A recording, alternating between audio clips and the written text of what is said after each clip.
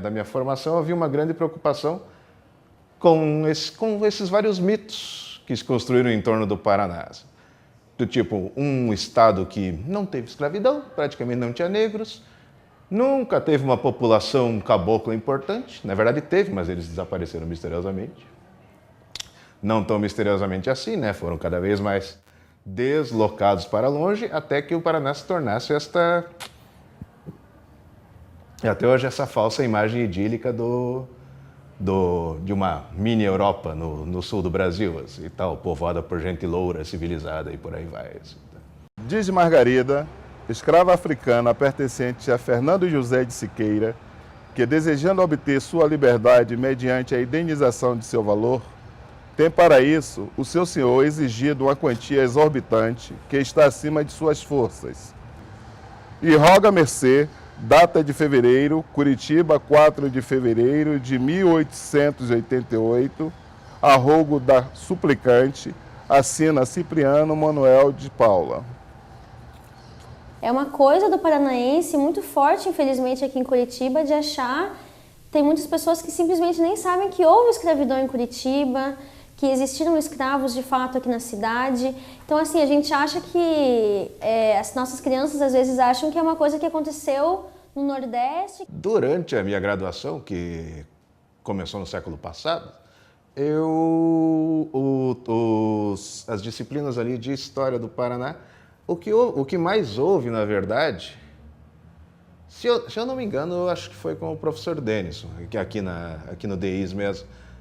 O que houve, na verdade, foi principalmente um esforço de combater uma historiografia que ainda tinha uma força maior naquele período, que era a historiografia que dizia que o Paraná não teve escravidão, que dizia que a presença negra no Paraná era virtualmente insignificante, assim, e tal, que era meio que um raciocínio, um círculo vicioso.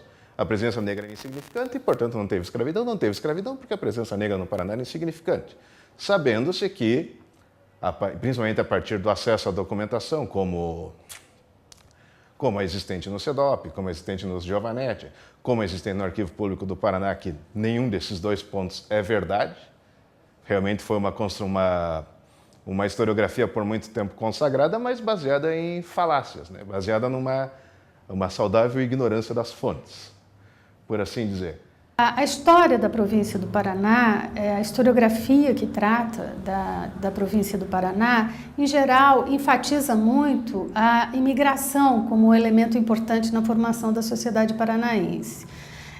E a imigração, de fato, foi uma experiência histórica muito importante na composição social mesmo da província do Paraná. No entanto, a escravidão, embora ela tenha tido características muito diferentes das áreas de grande plantation, onde havia grandes plantéis de escravos, aqui no Paraná a escravidão também teve uma importância fundamental. Ela era bastante distinta, a instituição, né, ela era muito distinta da forma como existiam em outras áreas.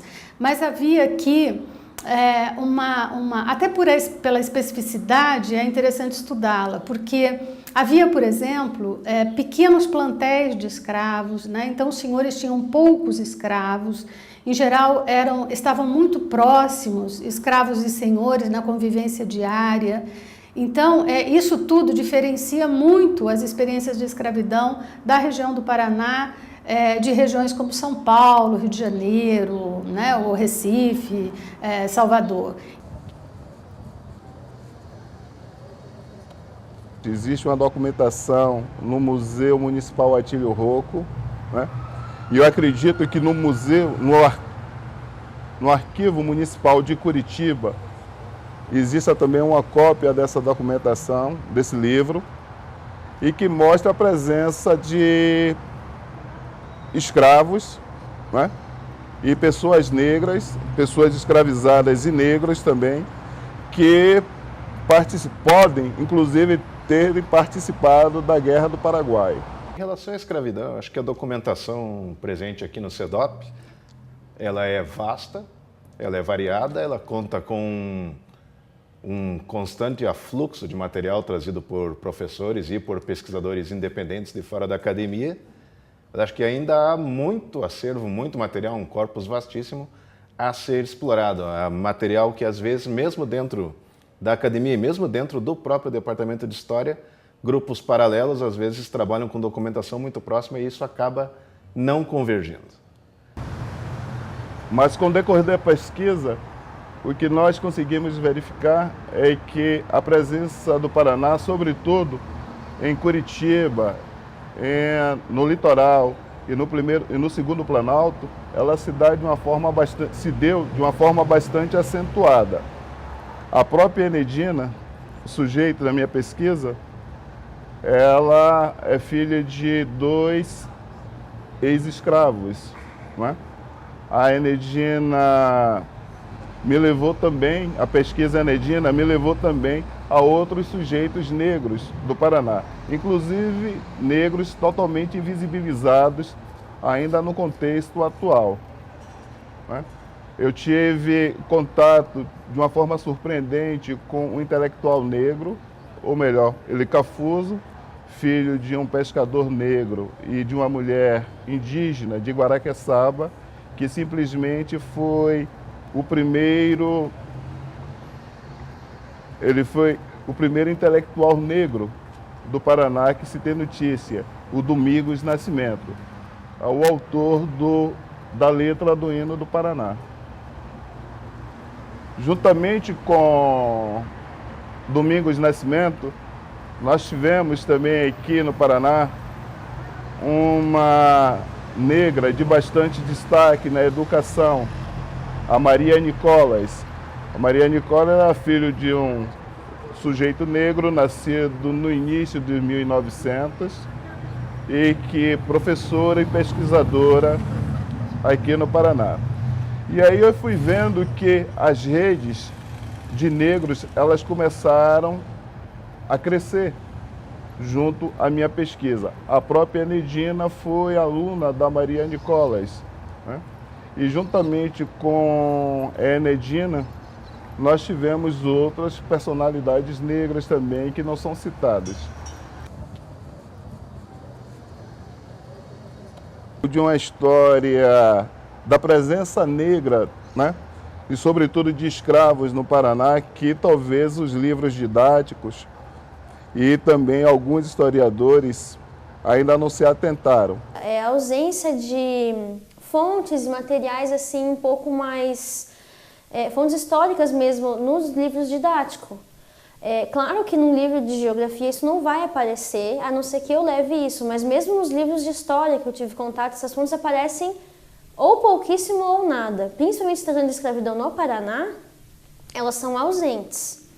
Elas são ausentes. Até porque o livro didático geralmente é um livro feito a âmbito nacional e não se tem, infelizmente, as especificidades, às vezes, necessárias da sala de aula. Mas isso é uma coisa que o professor tem que estar atento, tem que saber lidar com aquilo, tem que ver que aquilo não vai estar ali, então ele tem que levar de uma outra forma. As apostilas de história, quando eu entrei em contato, infelizmente elas tratavam do período colonial.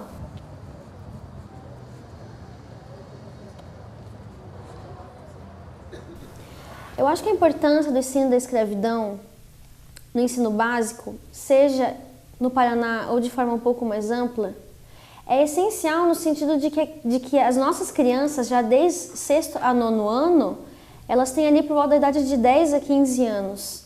Se depois você passar a tratar dessa temática com elas a partir dos 15, só no ensino médio, nós já vamos ter um problema de defasagem. Ela já vai chegar no ensino médio com aquilo faltando. Ela não vai mais dar importância àquele momento histórico de uma forma mais intensa, porque ela entende que ela não conseguiu compreender o sentido histórico daquilo já na formação inicial dela. Quando você trata já desde das formações iniciais, e eu digo assim, até antes do 6º ano, desde o ensino primário, mesmo da educação infantil, aquelas crianças vão criando um pertencimento com aquele tipo, com aquela cultura, com aquela raça, etc. São histórias de homens, mulheres, de famílias. Eu costumo dizer que os processos judiciais, eles possibilitam encarnar os personagens históricos, né? Então a história ela se torna muito humana, porque são de fato pessoas que estão vivenciando uma experiência histórica a qual a gente não tem mais acesso.